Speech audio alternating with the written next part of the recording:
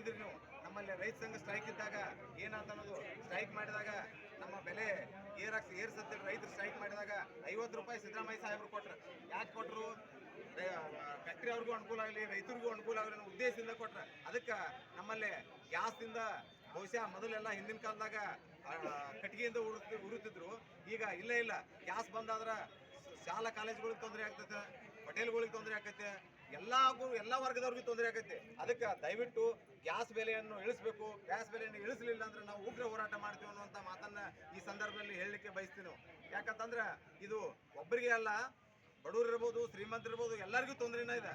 ಯಾಕಂದ್ರೆ ಈಗಾಗಲೇ ನೀವು ನೋಡಿರ್ಬೋದು, ಬಿಜೆಪಿ ಸರ್ಕಾರದಿಂದ ಇನ್ನೂ ಆದರೂ ಬಡವರಿಗೆ ಯಾರಿಗೂ ಒಬ್ಬರಿಗೆ ಅನುಕೂಲ ಮಾಡಿಕೊಟ್ಟಿಲ್ಲ. ಅವ್ರು ಹಿಂದೂ ಮುಸ್ಲಿಂ ಒಂದು ಬಿಟ್ಟರೆ ಬೇರೆ ಅಜೆಂಡಾನೇ ಇಲ್ಲ ಅವ್ರದ್ದು. ಅದಕ್ಕೆ ದಯವಿಟ್ಟು ನರೇಂದ್ರ ಮೋದಿ ಅವರು ಇದನ್ನು ವಿಚಾರ ಮಾಡಿಕೊಂಡು ಇದನ್ನು ಗ್ಯಾಸ್ ಬೆಲೆಯನ್ನು ಇಳಿಕೆ ಮಾಡ್ಬೇಕಂತೇಳಿ ಎಲ್ಲರಲ್ಲಿ ಮನವಿ ಮಾಡ್ಕೊತೀನಿ.